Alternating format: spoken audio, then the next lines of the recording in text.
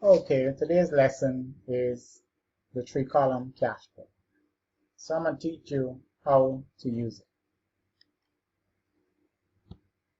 What type of transactions are recorded in the cash book? First of all, we need to remember that there are two types of transactions: cash transactions and credit transactions. Only one of these type of transactions are recorded in the cash book. And there you go. Only cash transactions are recorded in the cash book. So as long as a transaction involves the receipt of cash or the expenditure of cash, it will be recorded in the cash book. If it does not involve any receipt or spending of cash, you do not record it in the cash book. Good. So how then does the cash book work? Okay, the cash book has a debit side and a credit side. On the debit side, remember the debit side is the left-hand side of the account, you'll record any cash that you're receiving. So the debit side is used for receiving the cash or the checks, right? So it's used for receiving the cash. The credit side, which is the right-hand side, will be used to record the spending of the cash. So in other words, you debit the cash book when you're receiving, and you credit the cash book when you're spending the money. Okay? Receive the money on your left, spend the money on your right. Next, before we even see what the cash book looks like, I just want to draw to your attention that the cash book records data in 4 accounts. And those accounts are the cash account, the bank account, the discounts allowed, and the discounts received accounts. These are the 4 accounts for recording any cash received or spent by the business. Okay, let's move this off the screen and see what the cash book looks like. Good, so the cash book, as you would notice, has a debit side and a credit side. On the debit side, we will find the date and the details, and we should find a similar thing on the credit side. On the debit side is where we record discounts allowed, but on the credit side you record discounts received. I also told you that the cash book is used for receiving cash and spending cash, and we receive the cash on the debit side and we spend the cash on the right side, which is the credit side. Similarly, you could receive the money by check. So in that case, you receive the money into the bank account on the debit side, and you'll spend the money from your bank account on the credit side. So the reason why we call it the 3-column cash book is because each side has 3 columns for dealing with money.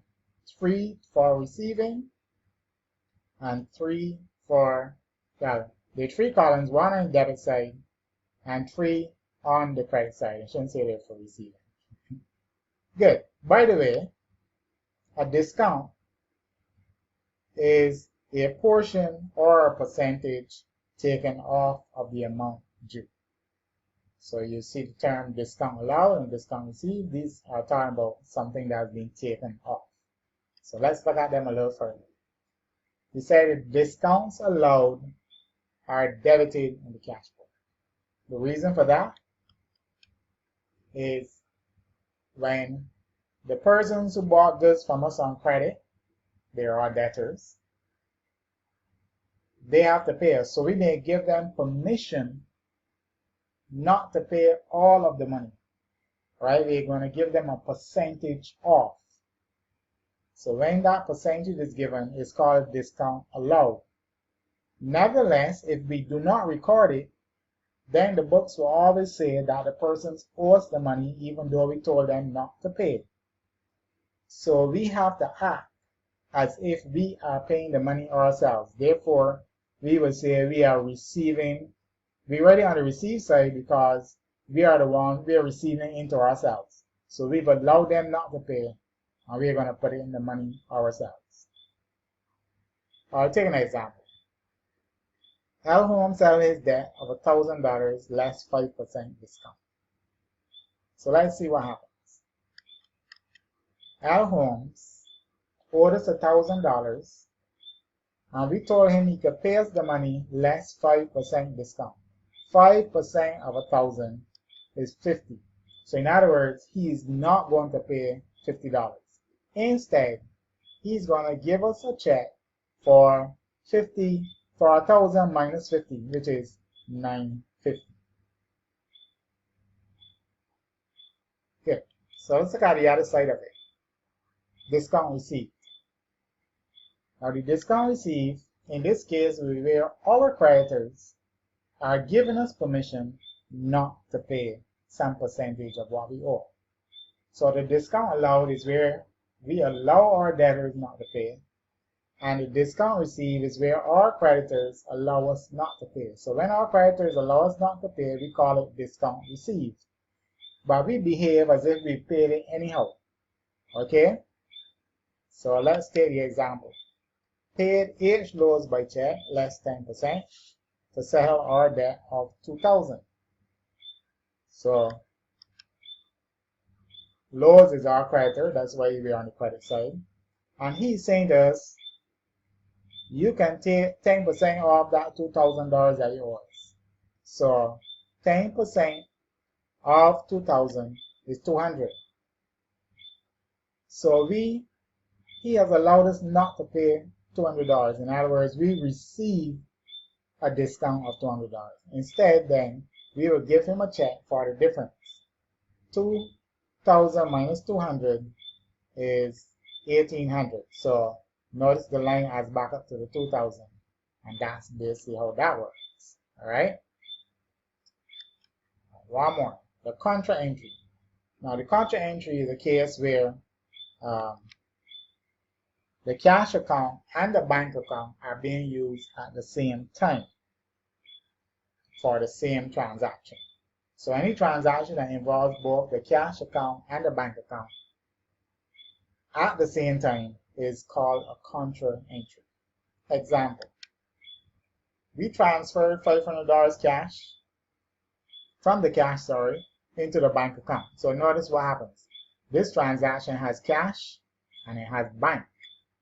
So we're going to take money from the cash and put it into the bank. So let's see what we do. We have a cash account and a bank account on each side. So I'm going to write, one is going to receive, the other one is going to be spending, as it were. So on my credit side, where I'm going to take the cash, I write down where the cash is going. So that cash is going to go to the bank. And on the debit side, where I'm receiving the money, I will say how I got it. Remember those two questions, what and the how. So this is how I got it. I got it from the cash. So the cash is going to lose $500 and the bank is going to gain $500. And that's how you do a contra entry. It's very simple. Okay, now let's make a quick review of this book. On the debit side, we put the opening balances for the cash and bank account only. Then we may enter any cash or check receipts from sales or debtors, So as long as we got cash sales or the debtors give us money, discounts allowed to the debtors will go in, obviously, or any deposits that we make to the cash or the bank accounts. And on the credit side, any cash or check payments that we make to our creditors, or for purchases, or for assets, or for expenses, they will go in, along with any discounts received from our creditors, or any withdrawals from the cash or the bank accounts.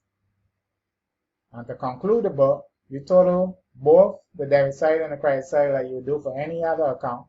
Whichever is larger, you'll put in the total boxes, and the difference between the sides is your balance. And that's how you do a cash book. Alright, so there's a question at the end of this that you can try and see if you get it. Next time I'll show you the answer to this question.